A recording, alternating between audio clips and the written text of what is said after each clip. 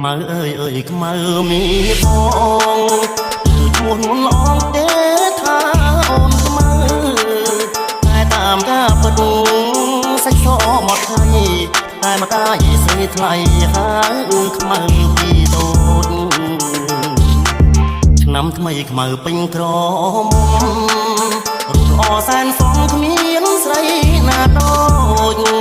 ខ្មៅជាស្រីខ្មែរគ្រប់លក្ខសមសូនប្រាជ្ញាក៏ឆ្លាតស្ដាប់ពីម៉ែថ្ងៃនេះបនចូលឆ្នាំថ្មីបងឃើញខ្មៅស្រីអូនរៀបចំពាំងបោរៀនទេវតាដាក់ការខ្វាយព្រាំងដាំស្លរូតរាំងជូនម្ដាយទៅវត្តបងឃើញខ្មៅពូនភ្នំខ្សាច់